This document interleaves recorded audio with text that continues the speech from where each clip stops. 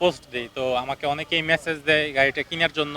পরবর্তীতে আরেকজন মেসেজ দেয় যে হচ্ছে যে প্রাইস দিচ্ছি ওই প্রাইসেই নিবে এবং কারো কাছে যেন বিক্রি না করি তার জন্য আরও প্রাইস টাকা অ্যাড করে বেশি দিবা আমাকে, এরকম আশ্বাস দিয়ে আমাকে বলে যে হচ্ছে ভাই আপনার গাড়িটা আমরা নিব, আমি হচ্ছে আগামীকাল রাতে আপনার সাথে দেখা করব। তো আমি বলি ভাই রাতে আপনার সাথে দেখা করব না, আপনি পরের দিন সকালে আসেন।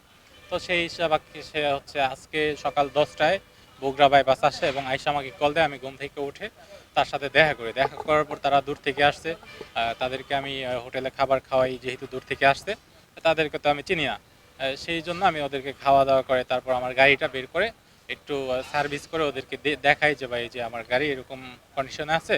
তারা বলে ভাই ঠিক আছে, আলহামদুলিল্লাহ ভালো কন্ডিশনে আছে, আমাদেরকে একটু ফাঁকা জায়গায় নিয়ে দেখান যাতে চালাইতে পারি, হাইওয়েতে চালানো সম্ভব না। তো তাদেরকে আমি বাইপাস যেই টোল প্লাজা আছে ওই টোল প্লাজায় ওদেরকে নিয়ে গাড়ি দেখায়। ওইখানে বললো যে ভাই একটু সাইডের রাস্তায় আসেন।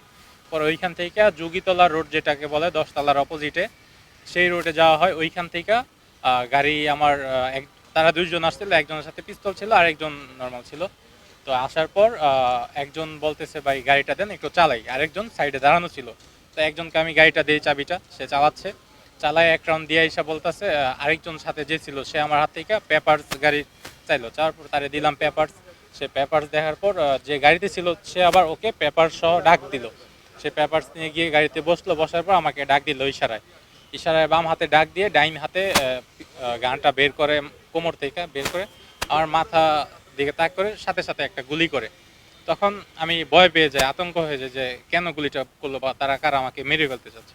তখন আমি পালানোর চেষ্টা করি, ওইখান থেকে সরে যাওয়ার চেষ্টা করি সেফটির জন্য। তখন সাথে সাথে আরেকটা গুলি করে, ওই গুলিটা আমার হাতের নিচ দিয়ে যায়। প্রথম গুলিটা আমার এই দিক দিয়ে গিয়ে একটা দোকানের দেয়ালে গিয়ে লাগে, ওইখান থেকে বুলেটটা উদ্ধার করা হয়েছে।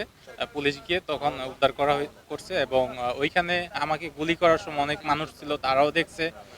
পাশে ইন্ডাস্ট্রিয়াল পুলিশ ছিল, তাদেরকে গিয়ে বললাম যে সাথে সাথেই যখন গুলিটা করছে তার 2 মিনিট পরে 1 মিনিট পর রাস্তার অপোজিটেই তারা ছিল।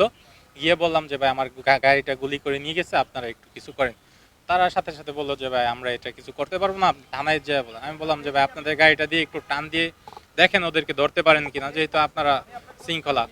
তখন বললো যে ভাই এটা আমাদের দ্বারা পসিবল না, আপনি থানায় যোগাযোগ করেন।